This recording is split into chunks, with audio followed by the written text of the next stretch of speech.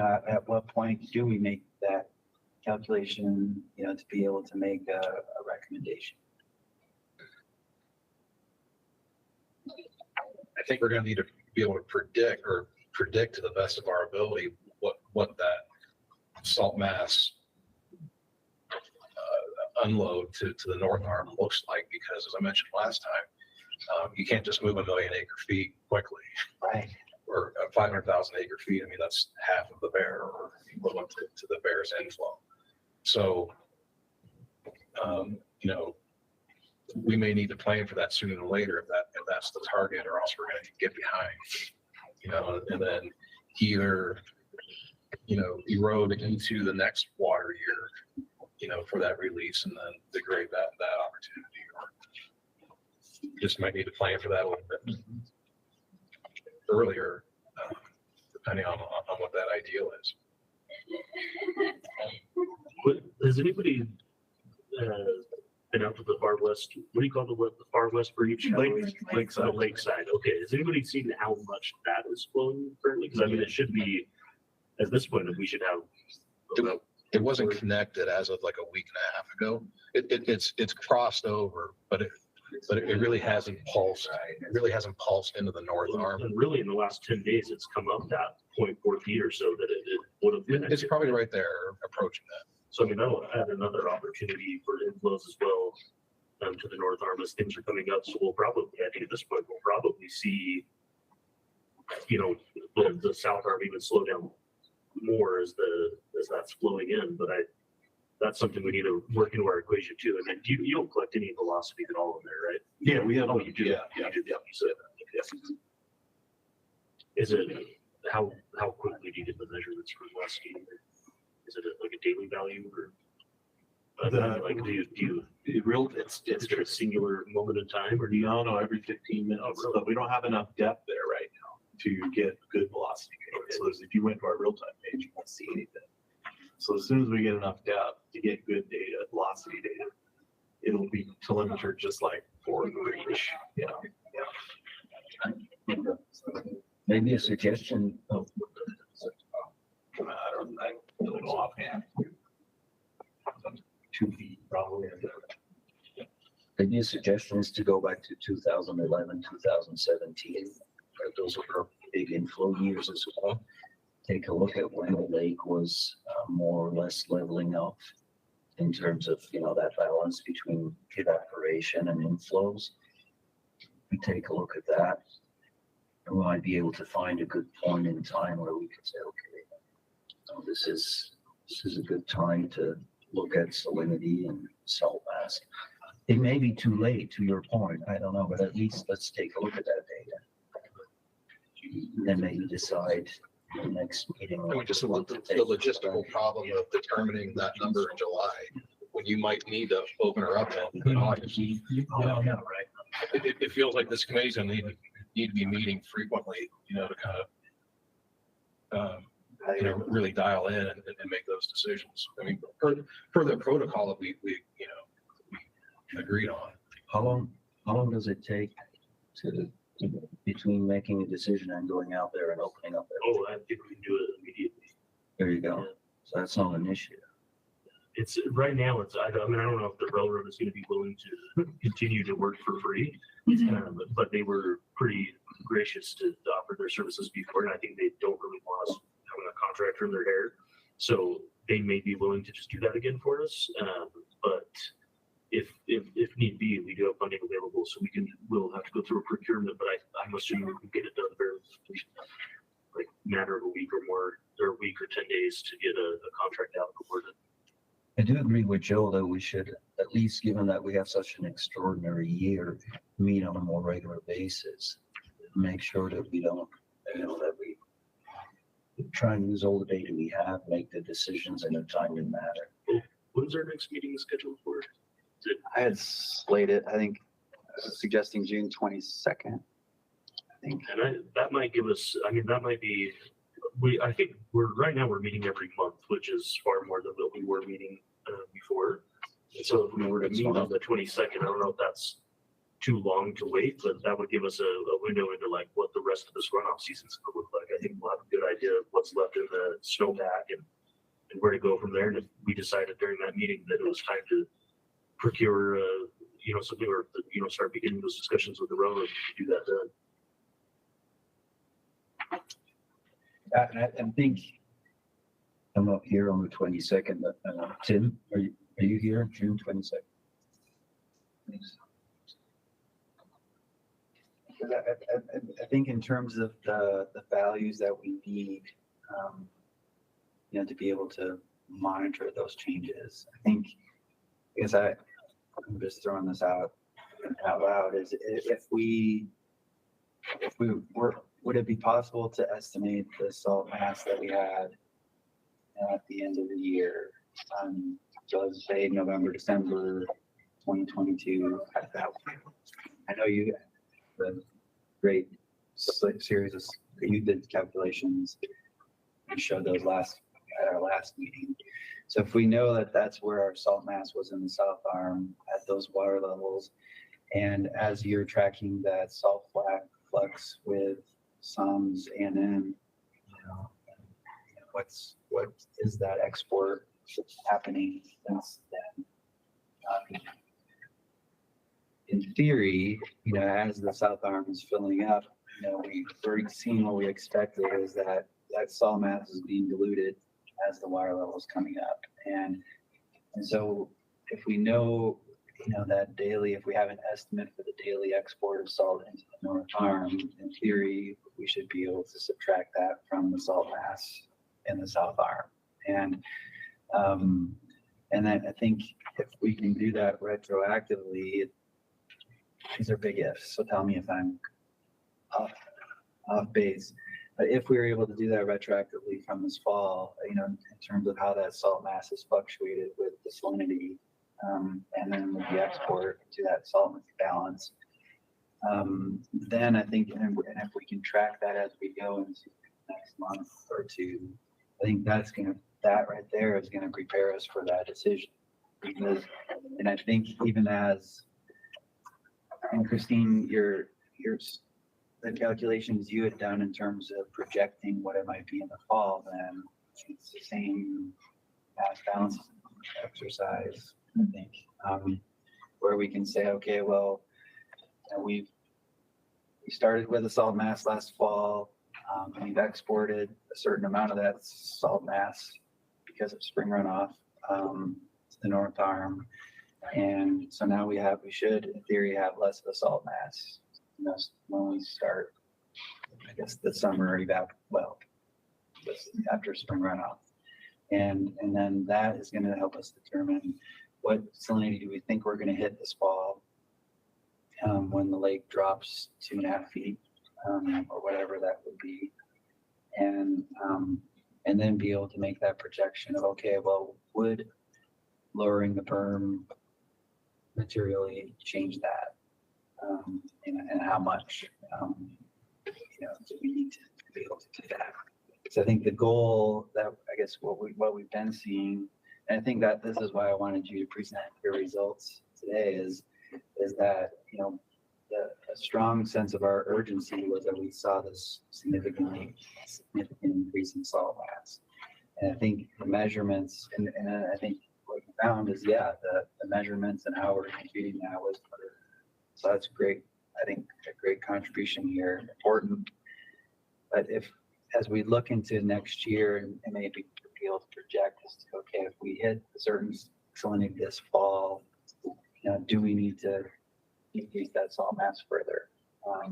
Because I think to get to where we want to be next spring, and that I think is what can influence, per our protocol, what can we do that? Try to export more salt this summer if we need to.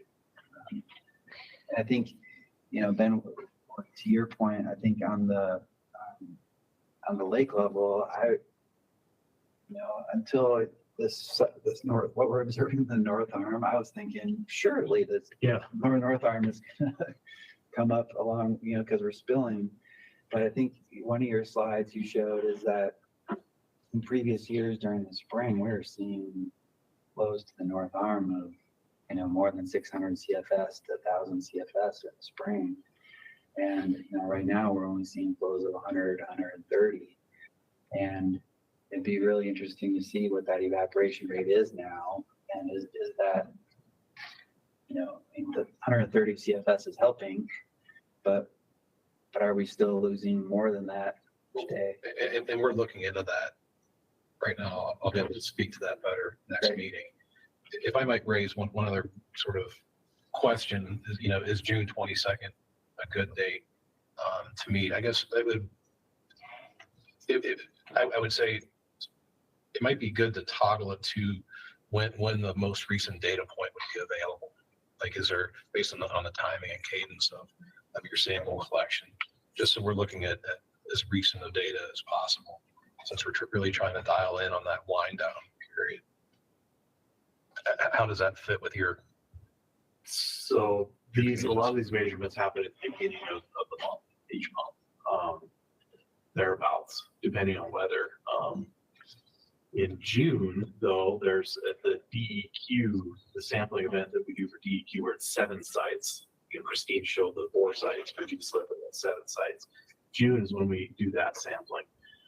And we should try to do it earlier in the month of June, so that by June 22nd, we've got data for 7 sites. And that's weather dependent, of course. Emma's targeting to do it first week in June. Okay, and so last week in May, so she's trying to get it done. So with that, there's a decent chance of having results. yeah, Okay. I think so. Yeah. We're supposed to go out on a boat tomorrow, but I think there's thunderstorms. It's been in the wash for the last 2 weeks, so. We typically go out every 2 weeks, but again, it's driven by weather. We'll definitely bring on more recent data. So just a kind of a dumb thought, but what are the chances that we're going to get to a point where we wouldn't want to export the maximum amount of salt this year? Like, it seems to me like we're going to want to get it down as low as we can this year, and then the real decision will be how much we bring the berm up again in the fall, because we really have room at this point. If we're trying to hit 120 to 160 in the fall, we really have room enough to say that we could go down to say 90 grams per liter in the south, and over the evaporation period still be within that lower end of that 120 to 160. So it seems to me like whatever we do this spring, it's going to be, let's export as much salt as we can and just try to level off those levels. And then the real decision is, come fall, how much would we want to, impound water again next year? And maybe the decision is that we just don't need to bring it back up, or it stays at 4192 because things leveled and we let it take its course. But I think that to me, it just doesn't seem like there's going to be a high probability that we wouldn't want to export as much as possible. Is it anybody that? I would agree. That almost emphasizes the fact that we probably should have went higher with the berm. Yeah, I'm wondering if we're not fully exporting enough salt right now. We're just getting the fresh lenses that you're just diluting the north arm, basically, which is undersaturated. Yeah. So should the berm be higher during this period? In hindsight, probably yes, because what was your last measurement? 109 on the 108 or something. Yeah. Where, overall average for us was closer to, I think, 140 probably at this time, or maybe 145.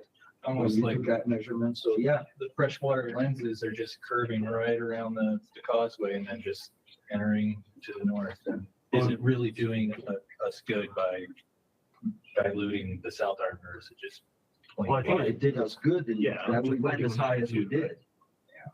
You're saying it's bleeding in through the causeway, through the forest causeway? No, just coasting along the causeway and then basically. It's bypassing the mixing. Had it been at 4187, it would have been about the entire time, right? Not having a chance to mix. So sure, there's a benefit. And back in February, it was like, We I don't don't know. think anybody thought it was going to be Yeah, we this didn't big of know. a year. So Yeah. but in hindsight, if we really wanted to have the most impact, it would have been probably going up even higher. But going back to Tom's idea of looking back at those wet years and seeing what those predicted salinity ranges would be, and And I think that would be a good lesson for us. Well, and also I've had a little side conversation. I think also trying to figure out, when the velocity measurements began to occur in the breach, and if there were some velocity measurements that we could glean on when we were, leveling off back when the breach was open, and then also those high years looking at, at the other velocity measurements there lakeside. That'd be interesting to see if there, what the flow rate looked like through there. We could get some other additional details. Great. So I guess I'm trying to make a list of some of the action items here, or ideas that we've had. One is, wanting to look at the salt mass, starting with what Christine, with what you calculated last fall, and then trying to track that through, try to maintain that salt mass, updating that through the summer, see how that is changing, and adding that export number to it. So I think that's one key thing that we need, is really all it's going to come down to that salt mass calculation. I will say, I'm not positive that SOM has estimates of daily discharge with the Berm modifications. I'll ask them, Okay. but hold on that one. Set expectations. I'm not positive when his discharge estimates end. Brian, when did you say you're going to deploy that new sensor? So the new Nortec is already out. Oh, it's already out. Yeah. Okay. Yeah, we deployed it on April 19th. I think, something like that. So then we wanted to look at kind of retroactively looking at 2011 and 2017 to how did the salinity and the salt mass change, through spring runoff and summer, to kind of validate our hypothesis of, what we're thinking. How much time does it take for dilution to impact lowering salt, regardless if it's leaving the system? But just So I guess, Christine, can you, in terms of this, sorry to volunteer, but like with the salt mass calculation that you had, if we can keep a running total there, and then, is there a way that we can then look at 2011 and 2017, those salt mass values? I think we have the salt mass balance for those periods, so at least from 2011, 2017. Yeah, we have less depth resolution Okay. compared to years, but we can look at that balloon, sure. Decide when it starts becoming more function, yes. Mhm. Well, and I think just looking at what's the lag period, with the dilution in the spring, and then where it stabilizes in the fall or summer. And Bill, could you look at that? Just the 2011, 2017. I think that would be very helpful, just to understand that. And then perhaps it isn't as urgent, but I think with what you presented, Bill, looking at your historical or analysis of your historical data and how the salinity fluctuated with depth and spatially. Because I think we're trying to get, one of the key elements we're trying to get at is, when we look at the salinity concentration in the spring, where should we be measuring and when should we be measuring? The salt mass is going to probably be the critical item in terms of the berm, how we make those decisions on the berm management. But I think in terms of performance criteria, I think the salinity concentration is the key measure.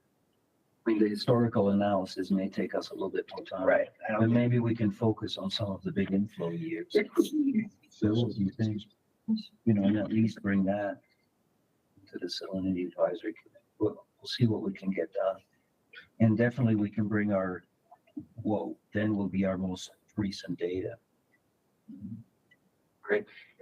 We'll start having discussions with the Bow Road as well, to get it on their docket, see if they're going to be willing to reduce that height or what we need to do on there. And then if they seem like they're not going to be able to do that for us, we'll begin drafting the procurement and leading some points, and we'll make sure that that's ready to go. So if the committee decides that it's time, that we can act quickly.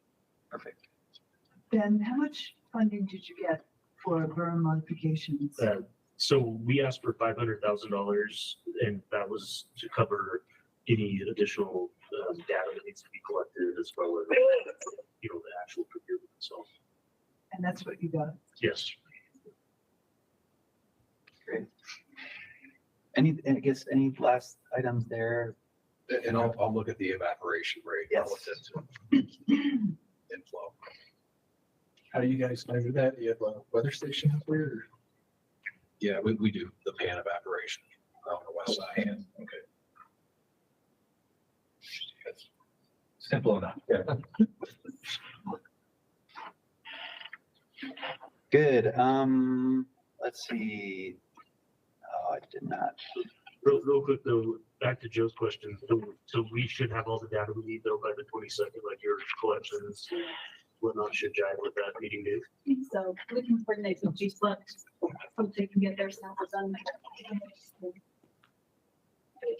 Weather permitting. Yeah.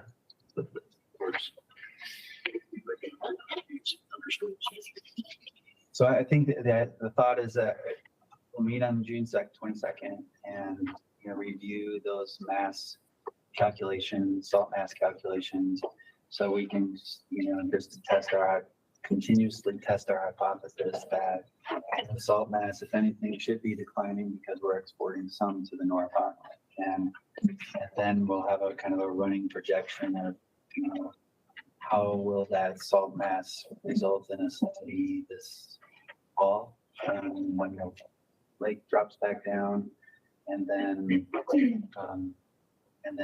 think if the lake comes back up to 4192, which is where the berm is, and see if that helps that dilution get us closer to our target. So, I wanted to just touch on, give you an update on the SOP. I guess Phil originally identified that we had a mistake on the equation of state in the SOP. Andrew looked into that and found that, hey, we can make a quick change to that, and without having to go through a whole process. And so he has already made that change to the equation of state in the SOP that's online. There's a note there that it's been updated for that. And then, so that, I think it took care of the immediate, what I think I saw as the immediate need. I think then the second need that we had was we wanted to be able to address the fact that the equation of state analyses have been largely completed and show that the range of salinity or densities are higher than what the SOP indicated. So we want to let people know, whoever's using the SOP, that they can use that equation of state, continue to use that equation of state. And then I think the second item was really, we wanted to point out that we cannot just move a decimal when we're converting 2% salinity and grams per liter. And I kind of liken it to how we, when we're using meters and feet, it's very convenient to say if I have 300 meters, I have 300 yards, and therefore I have 900 feet. But if you do the math, that difference between 3 feet and 1 meter adds up. And I think it's the same. We see the same kind of effect here is we're just making those quick conversions. It's convenient. It gets us in the ballpark, but in reality, it's not accurate. And I think it's important in the SOP that we make that note. And so what I circulated to the committee, I think Christine had made some great clarifications here. But really the key here is we wanted to update that the equation of state really gets us to a higher level of use. There's a lot of the North Arm observations that we make. And so she had some great edits there in terms of how we apply the equation of state. The equation of state obviously is corrected.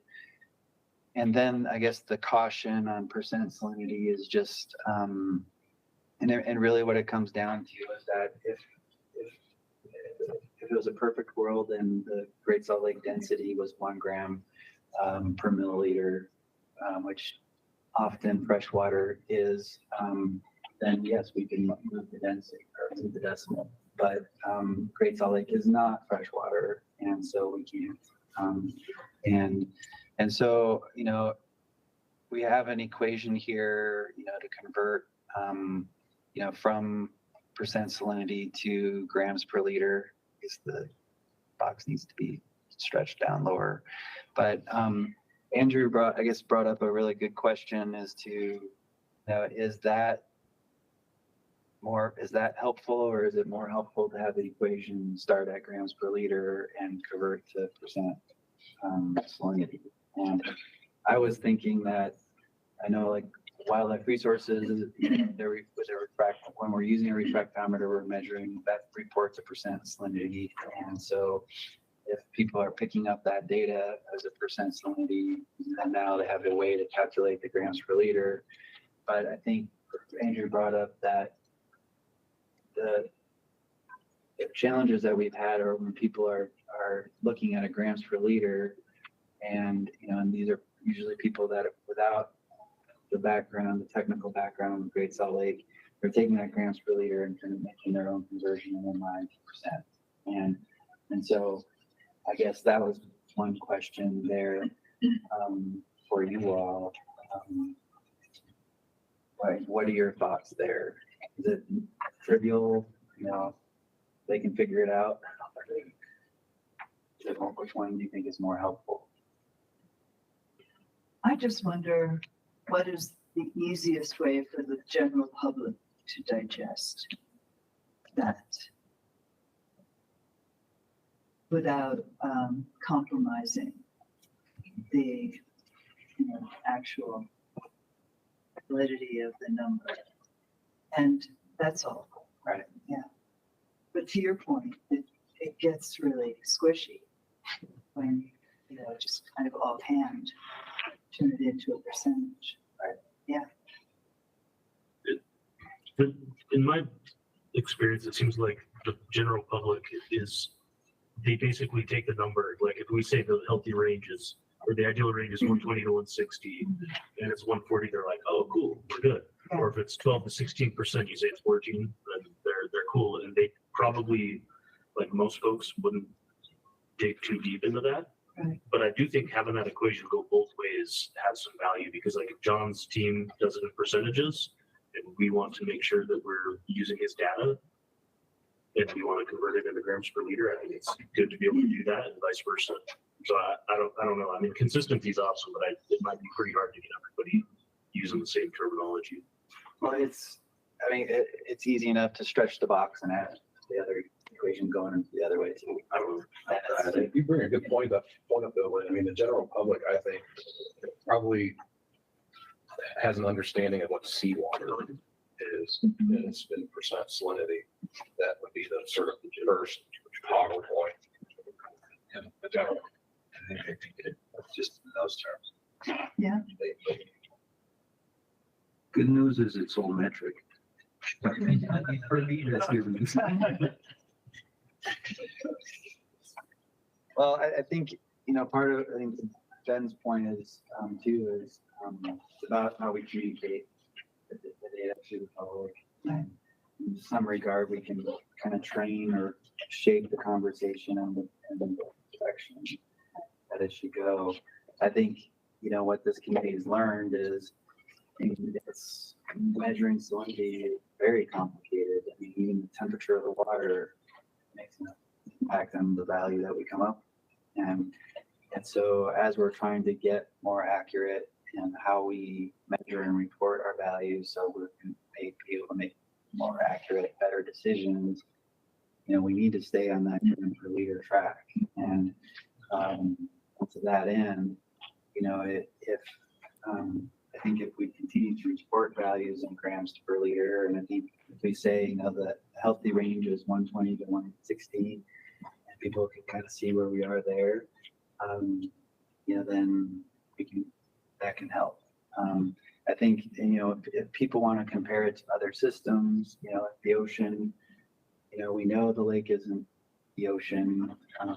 And I think that's just part of the education process.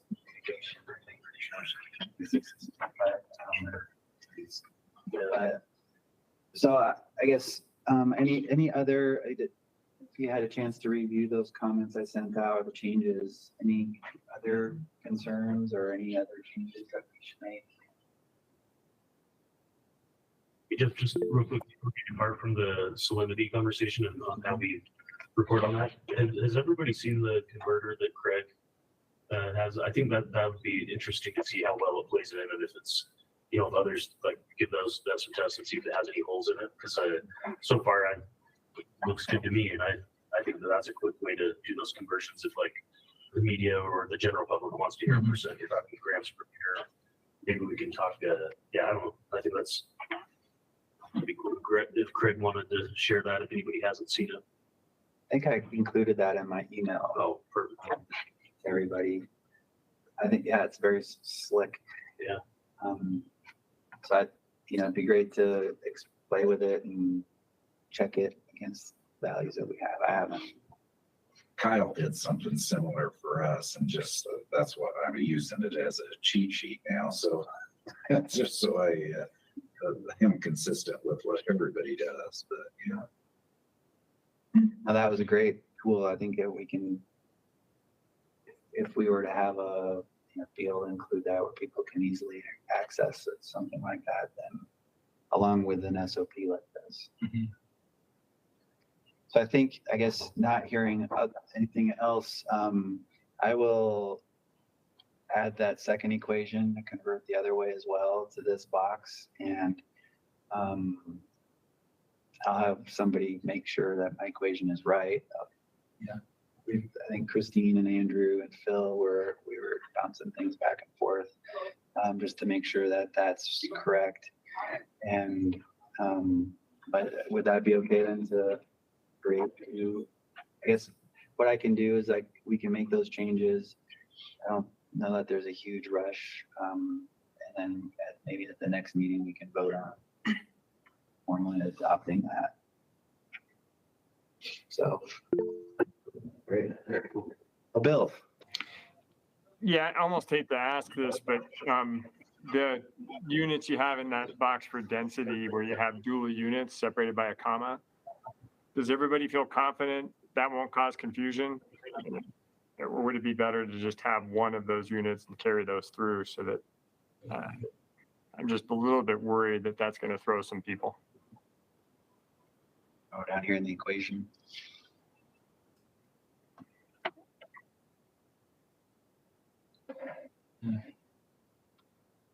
I think he's got a great point. That could probably cause confusion. Grams per milliliter. Whatever you guys think. One or the other. Grams percent. Grams per centimeter. Yeah. Okay. All right, great point. Well, I'll make that change too.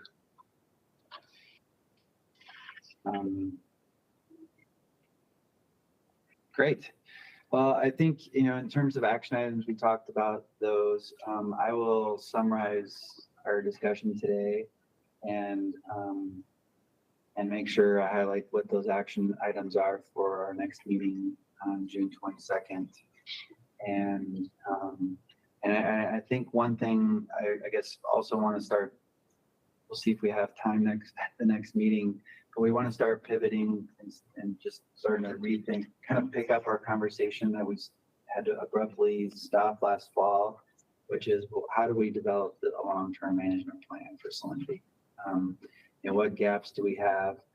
What modeling do we need to do to try to be able to, be able to more accurately predict this and be proactive in these decisions? And I think that that conversation, I think, is very pertinent to, I think you're probably all aware of the basin integrated plan that the state's developing.